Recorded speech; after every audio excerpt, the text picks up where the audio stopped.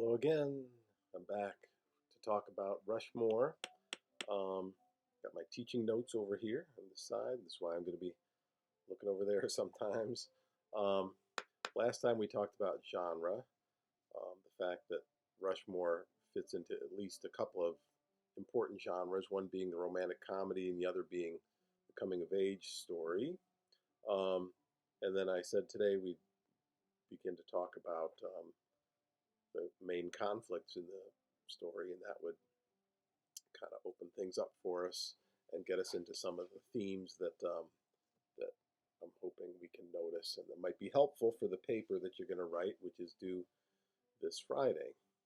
Um, Even for those of you in the Thursday class, we can have a Friday due date because we're not meeting as a class, not in real life. So Friday is a good due date for everybody. If you get it done earlier and wanted to give it to me earlier, that's good. Okay, I'll be glad to take papers earlier, and the earlier I get them, um, I grade them in the order that I get them. Right. All right. So the main conflicts in the movie, of course, Max Fischer is the main character, and so um, the main conflicts kind of center around him. Um, and so we have Max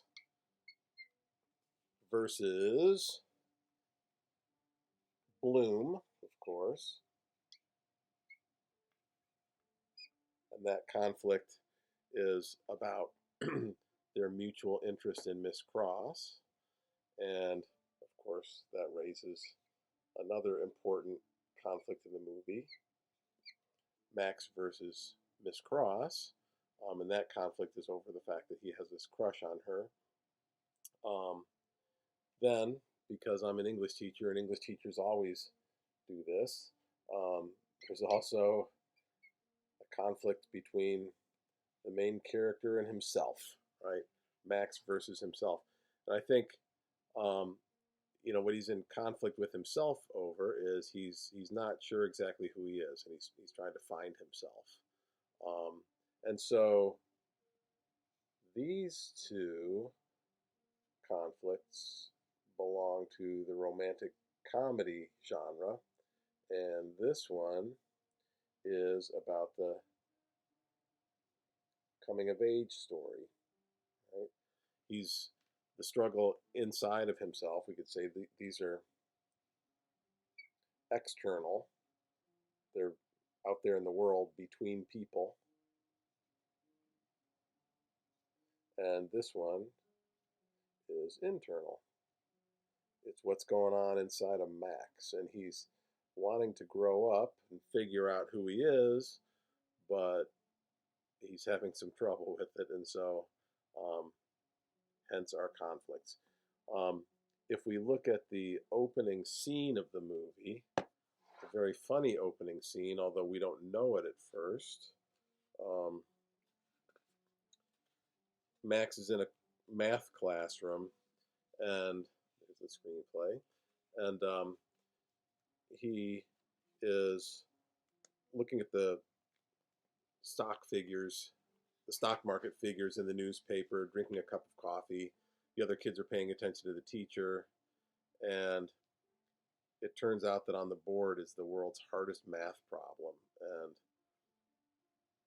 um, anybody who signs it, who solves it, um, will save the whole class from homework forever. And of course, Max gets up and solves it. And when you first see this movie, you don't know the situation. You think, oh, this is who Max is. He's this mathematical genius, and the kids lift him up on their shoulders and carry him off, chanting his name. And you think he's this hero, right? And then he wakes up, and so it's literally a dream, and he's actually not the hero of the class.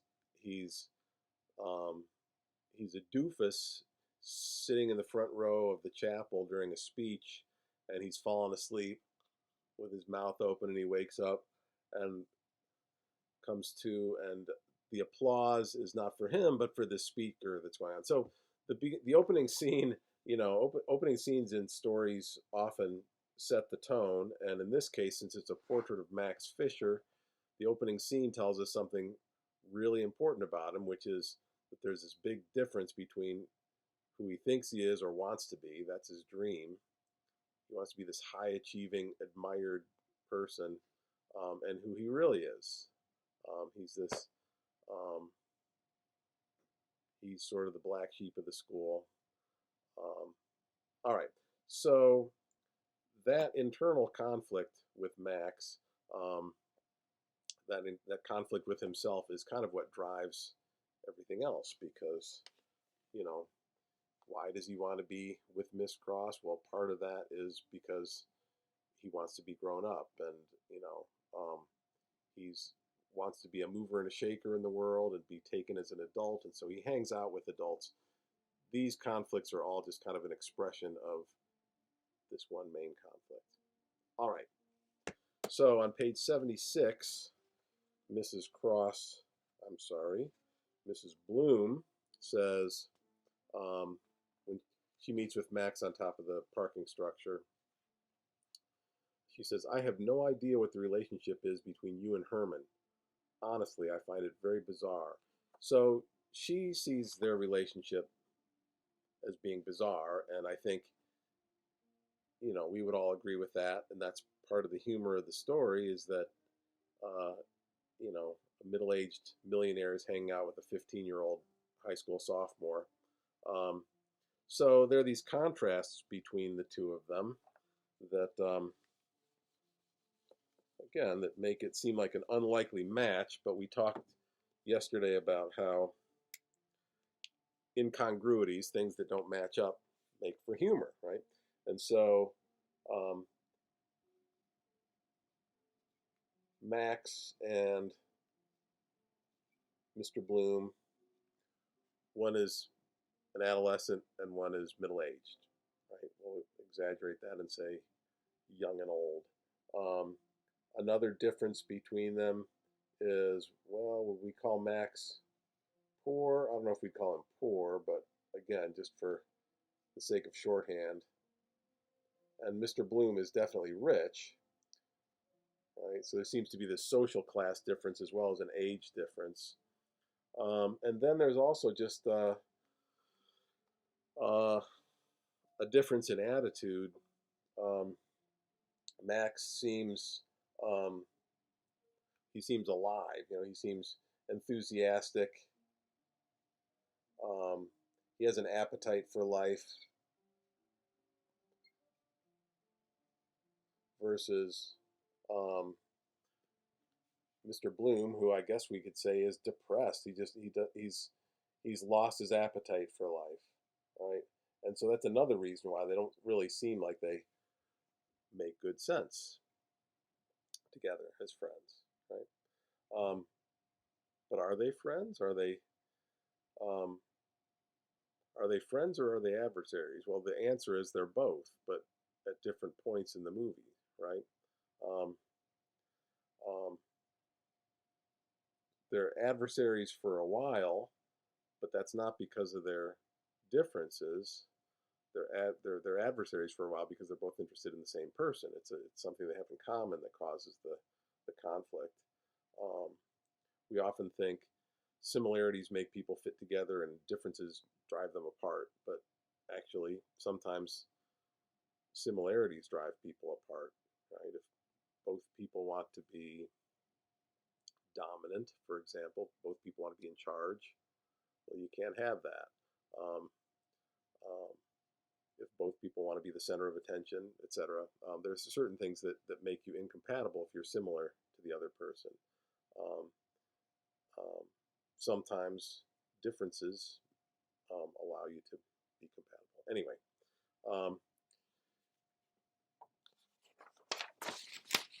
Miss Cross on page 104, when Max climbs into her bedroom pretending he got hit by a car, um, she says, top of the page, you and Herman deserve each other. You're little children. Um, they deserve each other. There's a way in which they're similar. At the beginning of the movie, too, there's a on page 7 when they first meet, about 5 lines, 6 lines in. Um, the screenplay says when they meet, he says it says Max smiles broadly. They each notice their haircuts are identical, neatly parted on the side, and so right there the screenplay is telling us that visually they're supposed to look like a matching pair. Because of the actors that they chose for the roles, they didn't end up doing that, but that was the original intent, was that they were going to look like a salt and pepper shaker. They were going to be they're kind of belong together. Near the end of the movie, Max gives Mr. Bloom one of his school pins, a punctuality pin, and he keeps the perfect attendance pin, and you can see them both pinning it on their chests with their jackets. And again, they kind of look like a matching pair. Near the end of the movie, they're both dressed in more formal clothing with a tie and jacket and so forth. So they belong together. So yeah, they are very different, right? These differences are real, but beneath the surface, they are, as Miss Cross pointed out, they're both little children. They're both kind of immature. Max is literally an adolescent, but Mr. Bloom is acting like an adolescent. Um, he's this word maybe from your psychology classes, regression, right? Regression is this psychological um, phenomenon that normally, as time goes on, we progress, right? We develop and we mature, but in times of stress, we tend to revert back to an earlier identity, and we call that regression. And it seems as though Mr. Bloom is regressing. He's acting childishly, and he's having a what do you call it? Not just a rivalry, but a feud with a 15-year-old. They really are both acting kind of childishly. So yes, there's an age difference, but deep down they're sort of at the same maturity level.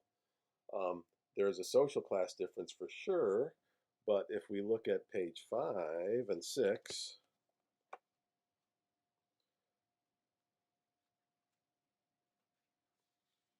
Mr. Bloom giving his speech to the class, bottom of the page, middle of the page actually.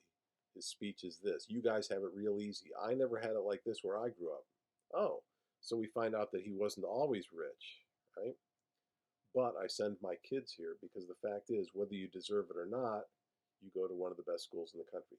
The implication being is they don't deserve it, right? They're rich and they are in this school just because of their social class. Rushmore, you lucked out. Now, for some of you, it doesn't matter. You were born rich and you're going to stay rich. But here's my advice to the rest of you: take dead aim on the rich boys, get them in the crosshairs, and take them down.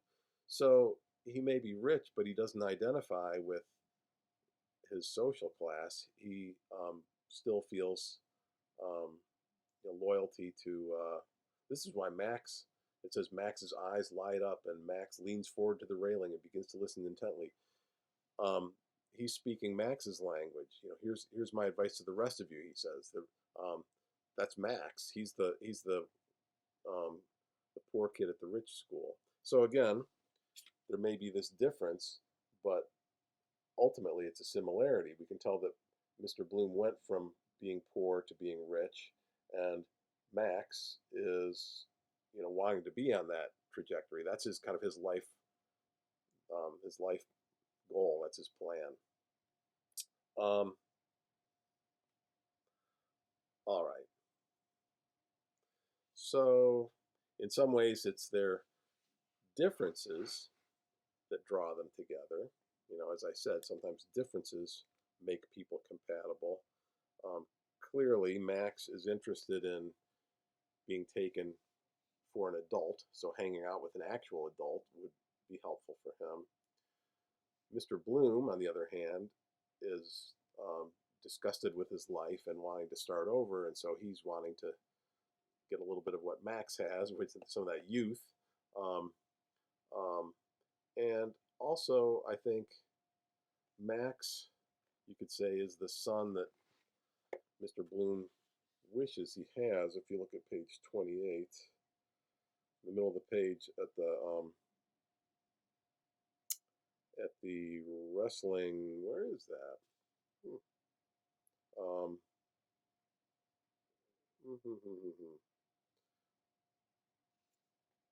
I think I've misplaced that.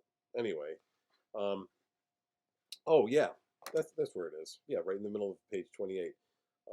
He says, "Come work for me." He's the twins are wrestling, um, and he says, "Never in my wildest imagination did I ever think I'd have sons like these." So he can't relate to his own kids because they're spoiled rich kids. But then he says to Max, "Come work for me." So in that one scene, we see him like rejecting his actual sons and offering to take on a kind of a fatherly role with Max. Um, and you know, you could say the same thing in reverse, that Mr. Bloom is kind of Max's ideal father because he's embarrassed of his own father because his father is a barber, and Max doesn't think that's very impressive, right? He would prefer to be the son of somebody like Mr. Bloom. Max also has that spark of enthusiasm that Mr. Bloom wants, right? That, as I said, an appetite for life.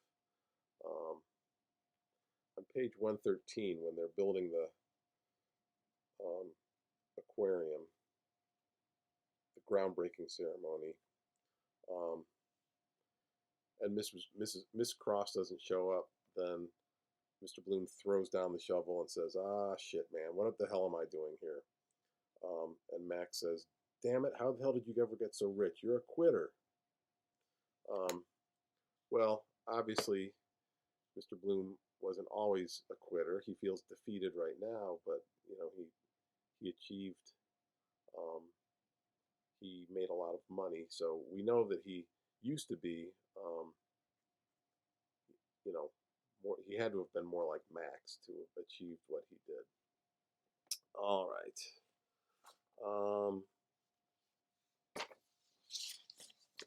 What else here?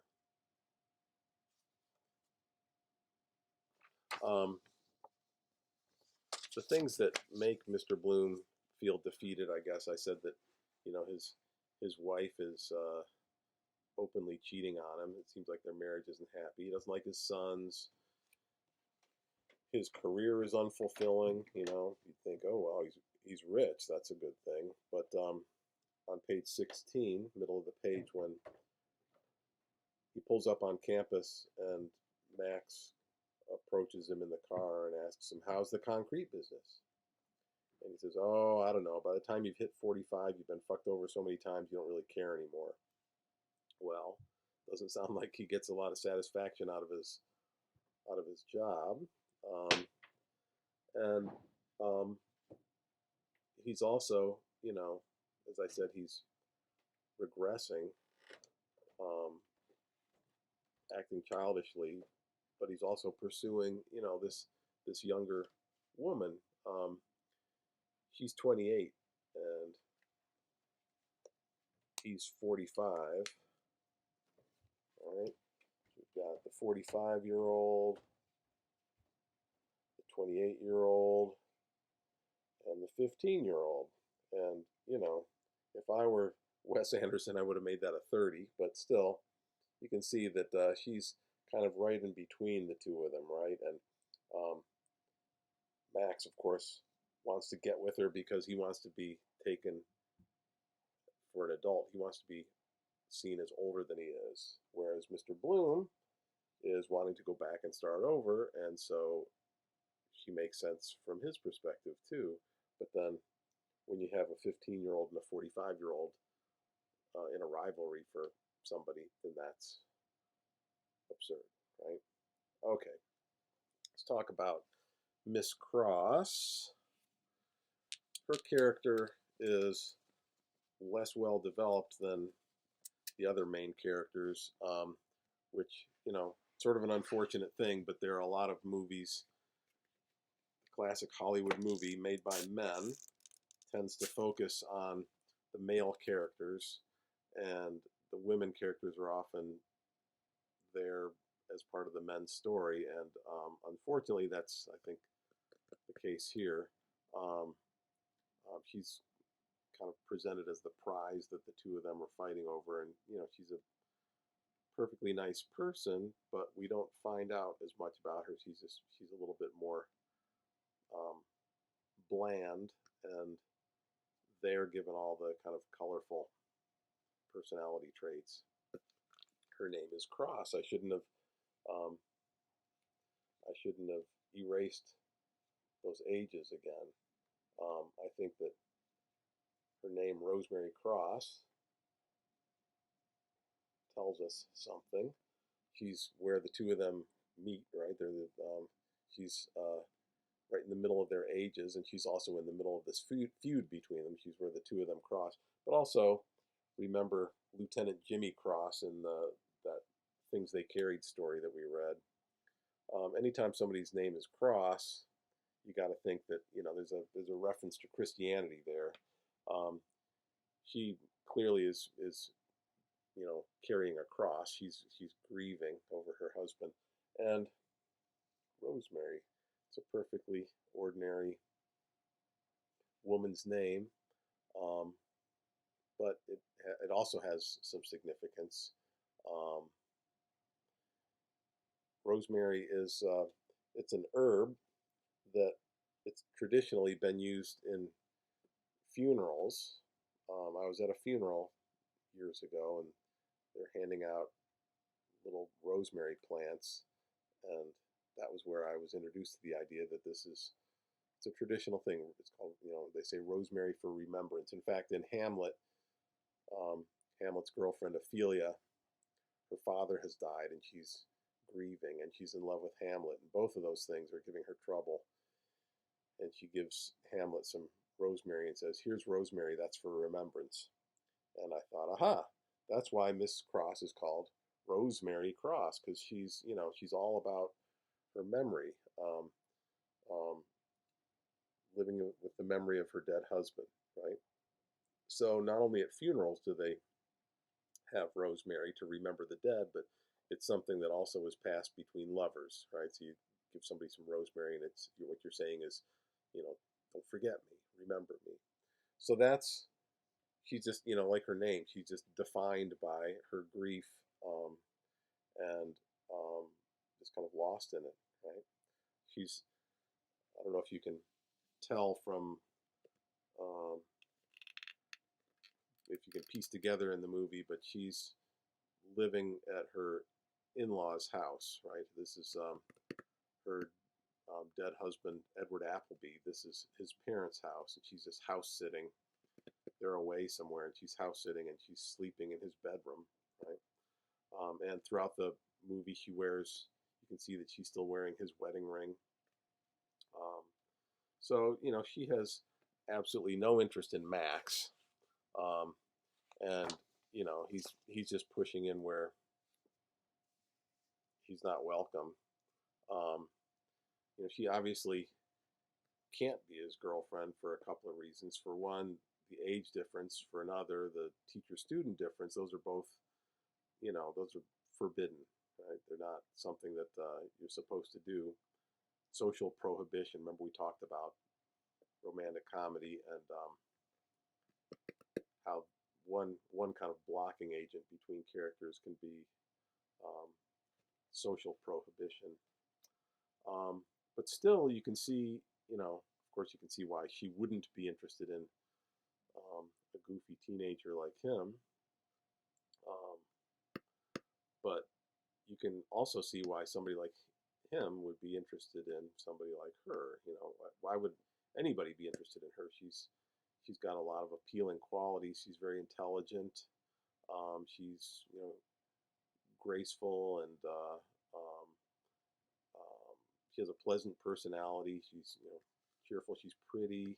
She's accomplished. She's got a Harvard degree, and she teaches at a um, at a fancy prep school. So she's an attractive character. Um, but in particular for Max, she represents a couple of things that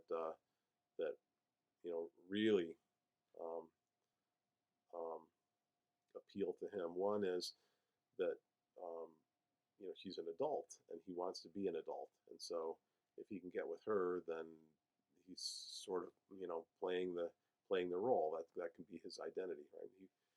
She would help him play the adult role. She would also help him play the rich kid role that he seems to want to project to the world. Um, she has this Harvard degree, and she's from England, and she speaks with a British accent, and it's the impressive kind of British accent, the aristocratic accent. She speaks like a wealthy Brit, and for Americans that signifies sophistication, right? If somebody speaks with a British accent, then that's just, for us, that's the epitome of sophistication. Um, okay, so she's not only what he desires in a girlfriend, but she represents what he wants to be. Another thing that he desires that you could say she represents is that she's a mother figure, right? He's a kid and she's an adult. It's 13 years difference between them. That's barely enough years to be an actual literal mother. But nonetheless, she's an adult, and she's the first grade teacher. And when Max first sees her, he's looking into her first grade classroom and sees her sitting in a chair with a group of children on the floor around her, and she's got the book, and she's doing the she's acting very maternal. She's acting like a mother, and there she is, kind of in a motherly role, and he sees her, and the screenplay tells us, he looks through the window, and he's smitten, right? He's instantly, he sees her, and there's something about her that really appeals to him, and one of the obvious things is that she's kind of a mother figure, and his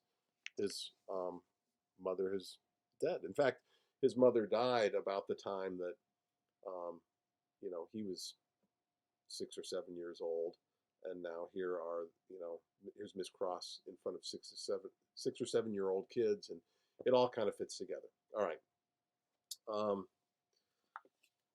Let's talk about Max a little bit. Max Fischer. There is in downtown Detroit a Max Fischer Theater, which has nothing to do with this Max Fischer, but I always think of him when I hear the name.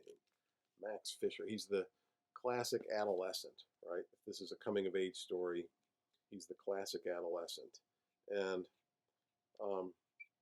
we could talk about whether he's a classic adolescent. In what way is he sort of the epitome of adolescence? Well, he's 15 years old, and I don't know where literally the middle of adolescence is. I suppose it varies, but 15 numerically does kind of signify halfway in some thing between 10 and 20. But think about being 15, and it really is, you're not really a kid anymore, and you're not really an adult yet. You really are stuck in this nowhere land. And did I talk about this the other day? I think I did. Yeah. We talked about the sophomore, the fact that, the wise fool, the adult child. And you can see his position in life. He's got his two friends. We talked about Miss Cross being between Mr. Bloom and Max in age, um, but there's also Max is between Mr. Bloom and Dirk. Dirk is the what is he, a fourth grader, um, fifth grader, something like that, and he's Max's uh, chapel partner. Is what they're calling him, right? He's a kind of buddy system. He's assigned to him. So, um, his friends are this 45-year-old who acts like a kid, and then this fourth grader that the screenplay says, has nearly white hair, like an old person. And Dirk also is somebody who speaks like a kind of like a mobster. He's sort of seems, the comedy with him is that he seems more mature than his age. Um, all right. There's a scene I want to make sure that I don't overlook. Yeah, it's coming up. Okay.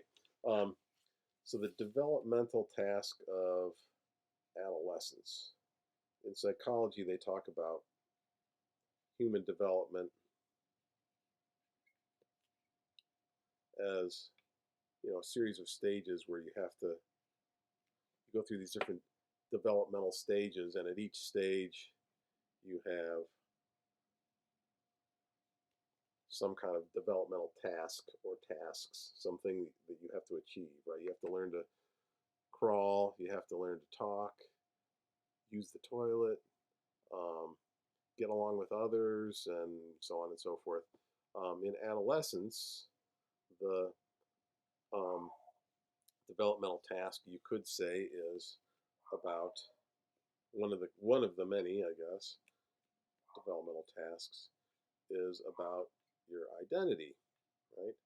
Who you are. Well, for one thing, you're transitioning from child to adult, and so your identity is really kind of undergoing a heavy change that's, I don't know, I remember it being awkward and embarrassing and difficult. Um, but there's a question whether, we often talk about you have to figure out who you are. So, you discover who you are. Maybe. I think a lot of modern psychologists would instead say, it's not a process of discovery, but a process of formation. You actually you form or you make your identity.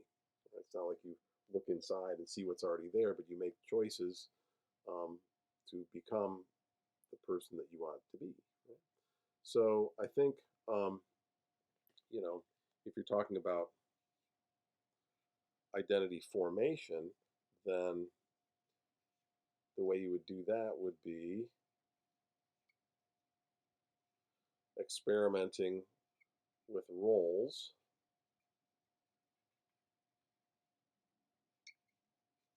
um, trying out different roles. And, adolescents do that. They try to be this kind of a person for a while, they try to be that one. They're looking for an identity, I guess. And in some ways, that's discovering who they are, but it's also, you know, um, it's rehearsal. You find some identity and it feels comfortable and you want to be that kind of a person, and you you know you act that role until it becomes real, right? So um, you can of course see that Max is often playing roles, right? Like he's often play acting the adult, and the comedy is that it doesn't come off very convincingly. He looks like a kid trying to pretend he's an adult, right? But he likes to take on positions of authority like patrol captain, and um, he starts up these clubs, and he's a he's the theater director and the playwright, and he writes these plays and directs them. He gets to be like the god of his little world. On page 9, he's meeting with Dr. Guggenheim in his office, And Dr. Guggenheim says, we're putting you on what we call sudden death academic probation. And Max is nodding and says, and what does that entail? And Dr. Guggenheim says it entails that if you fail another class, you're going to be asked to leave Rushmore. So Max is acting like he's Dr. Guggenheim's equal, when actually he's the kid being threatened with being expelled. But he's acting as though he's in a business negotiation. And Max says, I see. In other words, I'll be expelled. Right. And Max says, Dr. Guggenheim, I don't want to tell you how to do your job. So in this case, he's actually acting like he's in the superior position, like Dr. Guggenheim doesn't know what he's doing, and Max is going to explain to him. Right? But the fact is, no matter how hard I try, I might still flunk another class. And if that means I have to stay for a postgraduate year, then so be it. And Dr. Guggenheim says, we don't offer a postgraduate year. And he says, well, we don't offer it yet. So Max is acting like, like he's a member of the board of trustees or something, and they can make a change like that. So he's also, he acts like he's Mr. Bloom's equal as well. He meets with Mr. Bloom to arrange the building of the aquarium, like he's, a fundraiser. So there's all these different ways that Max is trying to be an adult, but his name is Max Fischer, and I talked about whether he's a typical adolescent or not. And in some ways, of course, he's an exceptional, strange, an unusual kid, but in some ways, he's very ordinary. All adolescents fish around for an identity. There's the word fish, right? Fishing around for an identity. And I think that Max does that, but he does it to an extreme, right? And that's where I think where the word Max comes from. He's very typical of adolescence, except that he takes things to an extreme, right? There's also, you'll notice a whole theme of fishing and water and so forth in the movie. A lot of water imagery. Miss Cross has fish in her aquarium. Mr. Bloom builds an aquarium for her at the end of the movie, and earlier he had built a natatorium, right? That's a natatorium, a building with a swimming pool in it. Edward Appleby drowned in the sea, right? And on page 22, Max is walking home with his dad, and Max is saying, maybe I'm spending too much time starting up clubs and putting on plays. And Mr. Fischer, top of page 22, says, it'll happen, Max. It's just, you're like one of those clipper ship captains. You're married to the sea. So, another reference to the sea here. Let's look at page 16, actually. That scene again where Mr. Bloom comes on campus and Max asks him how's it going. The second half of the page, Mr. Bloom asks him, it says, Mr. Bloom sighs deeply and he stares out the windshield. So, he's depressed. Mr. Bloom is depressed. And he says, what's the secret, Max? The secret? Yeah, you look like you got it all figured out. So, obviously, the strange thing is, here's the accomplished 45-year-old millionaire asking a 15-year-old patrol boy what the secret of life is. And it doesn't seem like he's not being condescending. He really seems to want to know, because you can see that Max has got, this vitality that he wishes he had. Max says, the secret? He says, yeah, you look like you got it all figured out. Max says, I don't know. I think you just got to find something you love to do and then do it for the rest of your life. And that's pretty smart, right? That's in fact what's missing from Mr. Bloom's life. So that's that's the wise part of the wise fool, the sophomore. Um, find something you love to do and do it for the rest of your life. And then he says, for me, it's going to Rushmore. That's the foolish part, right? I mean, you can't go to high school forever. But that, um, you know, why does he like going to Rushmore? It doesn't seem like it's about the academics. He's interested in clubs, right? And he wants to start all these clubs and be the captain. Um, for him, Rushmore is like being at sea. His dad said, you're like a clipper ship captain out to sea. And I think, a place like Rushmore, he can kind of drift forever and go in any direction. Um, um, but eventually in life, you can't just sort of drift. You got to settle down and choose an identity, right? But Max's goal would be to stay in that place of potential identity forever. That's why his main extracurricular activity is theater, because um, why does he like theater so much? Where did it go? Roles, right? He's interested in roles, and in theater, you can play roles. You can be anybody, right? He not only can play roles, he can write the roles. He's a playwright. He makes the plays and he directs them, so he gets to be the authority figure, like the god over this world that he's made. Um, but he likes to play roles, right? He's the adolescent experimenting with roles. So, um, there's this scene that I want to look at. Page 104, is it? I think 101. Um, when he climbs into Miss Cross's bedroom. Yeah, top of page 100 and 101. He knocks on the window, and it's a second floor window, and she doesn't ask, how did you get up to the second floor?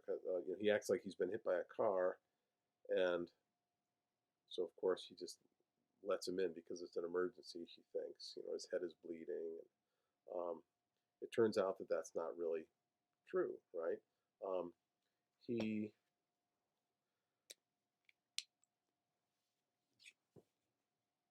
he's a theater kid. So where did he get the the blood, the fake blood on his forehead? Well, he's a theater kid, so he has access to theatrical fake blood.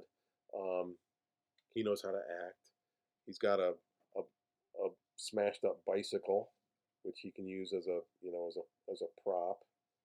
I probably shouldn't try to draw a bicycle here, but remember how a bike goes. Something like that. I guess that's okay. You can tell what it is, right? It's a bicycle. Um, the bicycle's all smashed up, and it's out here in the street. When you look out the window, there's the street light, shining down on it. It's very much like on a stage, right? It's very theatrical. Um, and he's pretending that he's a kid who got hit by a bike.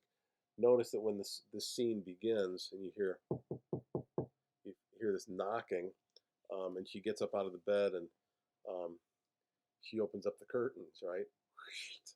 It opens up like a play, right? And it is a play. There he is, um, with his blood, and he kind of has a hat like mine, actually. Um, and you can see out in the street the bicycle laying there, and he's pretending this reality, in order to get into her room, right? So he pretends like he's the hurt child, and then that defines for her what her role is going to be. Her role is going to be the mother, right? Oh, he's hurt. Bring him in, and she'll be maternal with him. So he hops on the bed and puts a tape in the tape machine, and it's mood music, and you can tell that he's switching up the roles. Instead of mother and child, he's wanting to be her lover, right? So that tells you something about him. Why would he think of those two roles for himself and for her? it tells you how he thinks of her. But um, both of them in that situation are in this really kind of, I talked about fluidity of roles, right? That Max is sort of wanting to kind of drift from one identity into another. In this situation, um, she thinks it's real, but it's only an act. But, you know, she really did let him into his room. And she's in this room that's Edward Appleby's childhood bedroom. It's all kind of like a scene frozen in time. What am I trying to say? Just that um, each of them is playing multiple roles, and at the beginning, she doesn't even really know that she's in a play, right? He's putting on a little play that in which he got hit by a car, and she's playing the role of the rescuer, and she doesn't know that it's just a play, but he wrote that play, right? And um, um, I think what Wes Anderson is trying to show is that the line between theater and reality is, you know, where's my eraser? William Shakespeare said, "All the world's a stage," right? All the world's a stage. All the world's a stage. Um,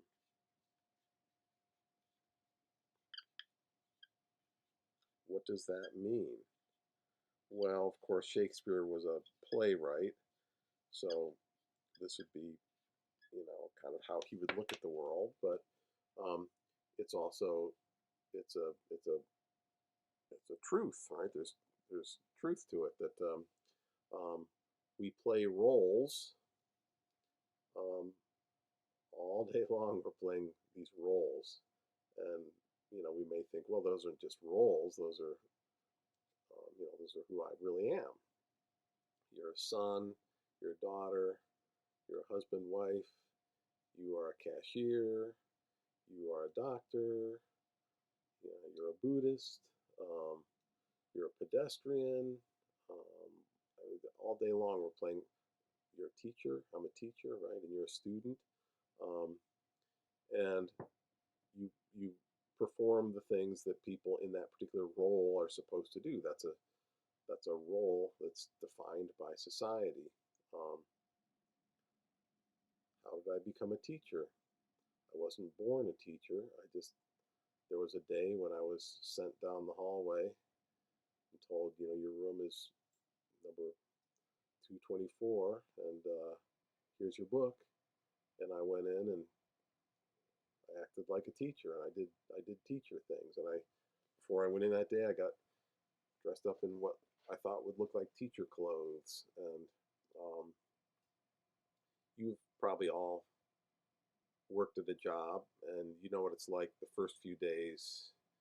Everything feels unnatural and awkward, and you're trying to act like the ticket taker or the cashier or whatever it is your job happens to be, and it feels like you're pretending that you're somebody that you're not. But then after a week or two or a month or a year, it becomes real. It becomes who you are. It becomes your identity. Um, and that happens, you know, in real life. It happens all over in this movie. Notice that the movie's broken down into um, 5 months, right?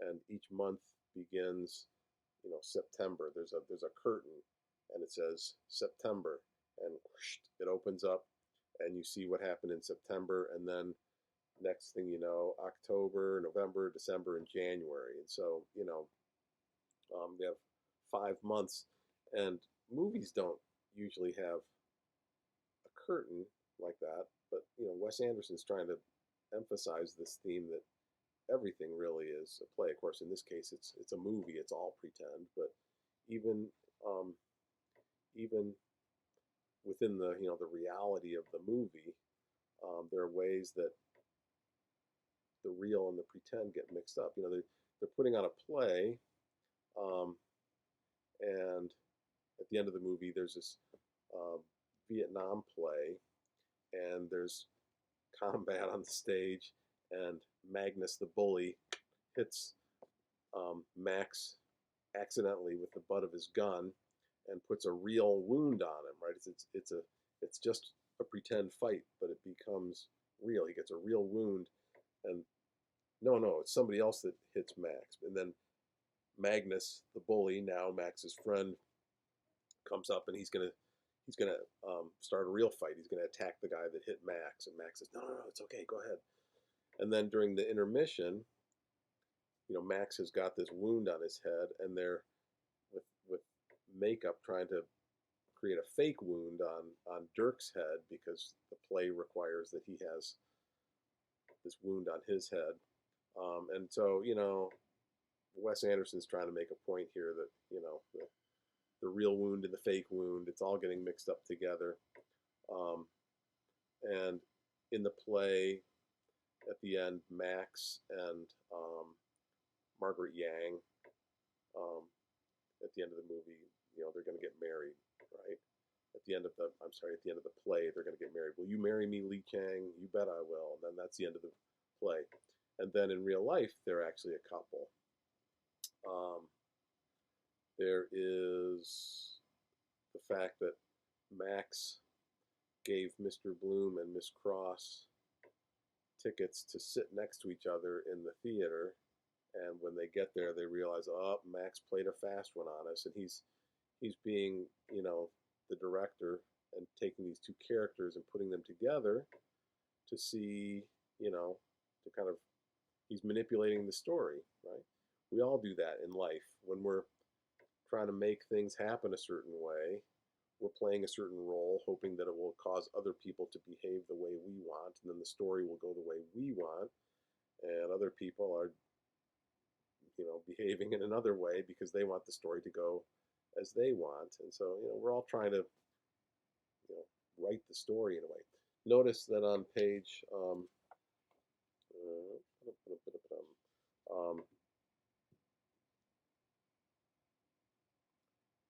here it is on page 122. During the intermission, Miss Cross and Mr. Bloom are talking, and she says, "So, what do you think of Max's latest opus? His latest play?" Mr. Bloom gives a thumbs up and says, "Let's just hope it's got a happy ending." So, obviously, he's talking about the play that they're watching on stage, but they're also obviously referring to, their romance, the fact that Max is kind of putting them back together, and Mr. Bloom is, hoping that that's going to work out okay, right? And what else? The aquarium. Max is going to build an aquarium on campus, and is that real or is that just a play? At the beginning of the movie, you see that he's putting on this show, and the media show up, and the media are actually the high school newspaper reporters, and there's a band there, and there are people with real chainsaws cutting down trees. And so, is that real or is that fake? Well,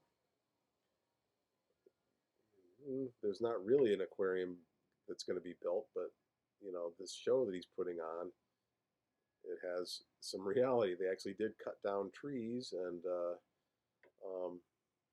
later on in the movie, he gets Mr. Bloom's donation. Mr. Bloom is going to fund the aquarium, and then it really happens, right? I mean, kind of an impressive thing. A high school sophomore is able to cause an aquarium to be built by arranging everything. So, this thing that was sort of before only kind of a fantasy, he was able to make it real later on, right? Bring about the actual aquarium, and they have this groundbreaking that's kind of like the earlier groundbreaking. So, um, one final thing about play acting, we could talk about Max's, um, play acting of adults, of an adult role, of course. And that's, I mean, that's a comical thing in the story. He's pretending he's an adult, but that's how people become who they become, right? You, um, adolescents often are trying to act like adults, and it looks funny and it looks silly. Um, but then after a while, they get good at it, and that's how you become an adult by practicing it, by rehearsing it. Um, Social class, on the other hand, we think of that often as a kind of a core identity. Max is a blue collar kid, um, a middle class kid because his dad is a barber, and that defines who he is, right? Um, he's pretending at Rushmore, he's pretending that he's um, a rich kid.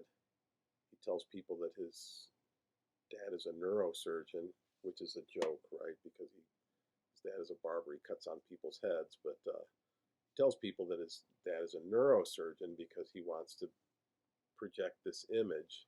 But you could say, really, we know that he's not a rich kid. He's just a blue collar kid. Um, Something just happened to the screen. All right. But actually, um, you know, he is. I'm a little bit distracted here. Okay. Actually, he is. Um, you know, you happen to be born into whatever social class that you're born into, and then you learn to behave according to the culture of that family and that world that you're born into, and that's how you become. You know,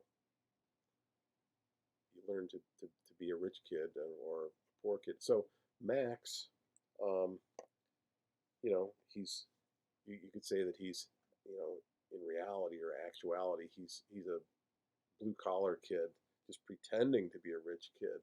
Um, but he's been um, at Rushmore for so long that it's become real for him. Right on page 56, when he's knocked back to Grover Cleveland, the public school, you think, aha, now he's back where he belongs. But what he does on the first day is he stands up and gives a speech on page 56. Um, um, I'm Max Fischer, a former student of Rushmore Academy, which I recently got expelled from, and he's still wearing the uniform, right? And so, I mean, he does that because he's done that every day of his school life. He's always worn the uniform, and so this is just what he does, right? The other kids, it looks like he's probably showing off, and even then, he says, "I'm a former student of Rushmore Academy." That's still his identity. He says, "I know you probably think I was born with a silver spoon in my mouth. I'm no elitist. I think you've got some great facilities here, and I'm looking forward to making the best of it over here at Grover Cleveland." So, you know, the kids there are all they're like looking around. What? I've never seen anybody ask to give a speech before. Um, but it'd be normal for Rushmore, right? Because at Rushmore Academy, that's what people do. They're academically competitive, and so he's used to giving speeches. He says, "One footnote: I notice you don't have a fencing team. I'm going to start one up. Let me know if you'd like to join." So, fencing obviously is not the kind of thing they do in public schools. It's the kind of elitist thing that people at wealthy prep schools do. And so the next scene shows Max in the gym. Can't see my hand here. Ha! He's got his foil, and he's fencing, but he's fencing by himself. And then in comes all the basketball players, and that's the culture of Grover Cleveland. But he doesn't fit in there, and it's not like he's trying to pretend he's a rich kid. He's spent so many years in that culture. That's who he is now, right? So he's kind of in between in between um, cultures. Um, when he gets kicked back to Grover Cleveland and um, goes back to um, oh well, yeah, about his school uniform. Everybody wears the school uniform, but Max wears not just the shirt and the pants, but he also wears the blazer and has the little pins for his awards. Um, he's I think the rich kids don't feel like they have to demonstrate that they belong there. They do belong there, but Max, because of his insecurity about who he is, he's sort of overplaying the role, and he wears the full uniform to kind of um, present himself as kind of undeniably belonging there. Um, um, and it also makes him look like a little businessman, which is something that he wants. Um, so he is playing a role, right? And people are laughing at him because they can tell he's playing a role, pretending he's a neurosurgeon's son and um, acting older than he is and so forth. But the fact is, he's done that for so long that it's become who he is, right? Okay, one last thing. I think one last thing. Take a few minutes here. Um, Margaret Yang. Margaret Yang is. Let's see. Um, yeah,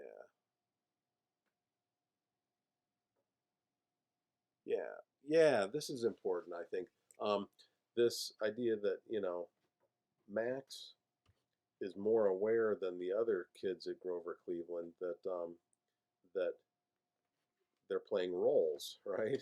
Because if you continue to just sort of live in the world that you were born in, live in the culture that you were born in, you're never really aware that you're playing a role. But for him, because he was thrown into a different culture among the rich kids and he's trying to behave like them, then he understands that everybody's behavior is just a performance and that that gives him a lot of power. He can imagine, he understands that he can be anybody. He's not stuck with the identity that he thinks is just you know is what he's born with. And so you see that all over the place where he's you know trying to play different roles and make things happen that way. um all right, Margaret Yang. He doesn't like her at first. um and we talked about that in the when we talked about genres. Romantic comedies, often there's this initial dislike, right? Margaret Yang doesn't like him, or Margaret Yang does like him, but he doesn't like her. By the end of the movie, they do, right? And there's a scene on very end, like 126 or something.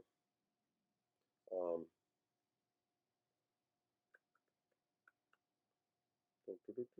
127, near the bottom, Margaret says, "Hello, Mr. Bloom." "Hi, Margaret." And he says to Max, "May I cut in? I haven't had a chance to cut a rug with your new girlfriend yet." And Max says, "Ah, new girlfriend." He's embarrassed, right? And she says, "Yes, I am. And find your own dance partner, Mr. Bloom. No offense, but I'm spoken for."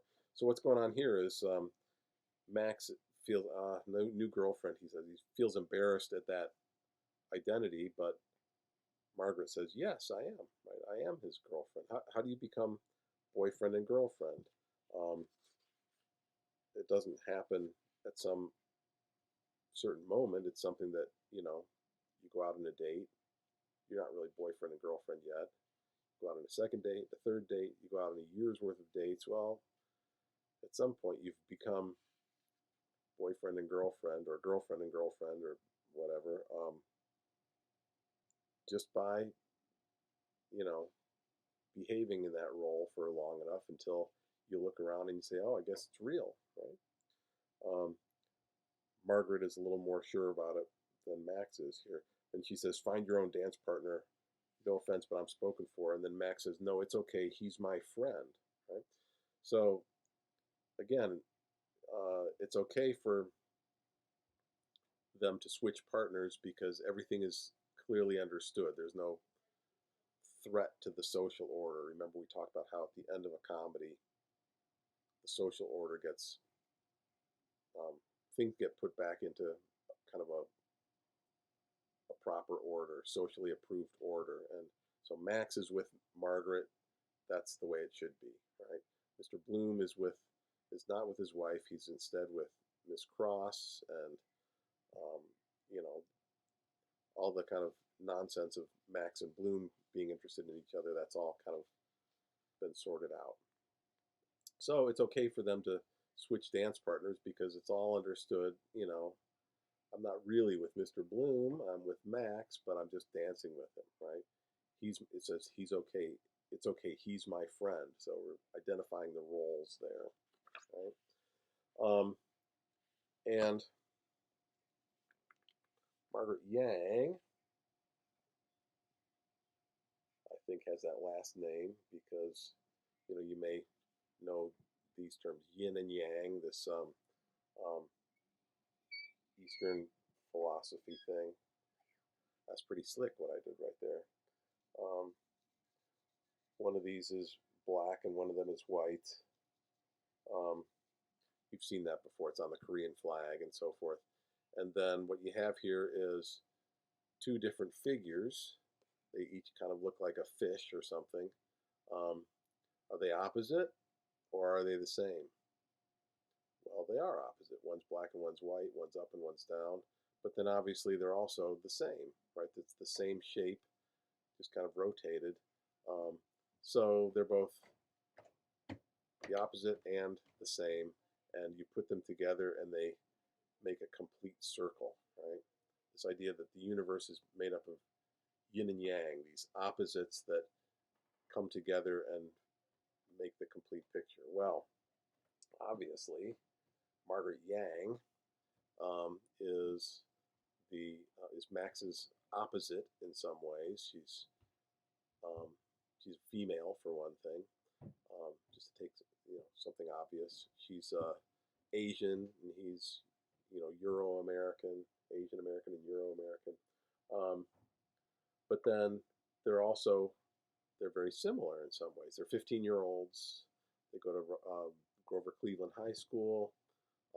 Margaret is an eccentric character like Max, and do you remember that she won her science fair project won first place, but then they discovered that she faked the results, right? She faked the results and said, well, I thought it was going to work, but it didn't, so I just faked the results.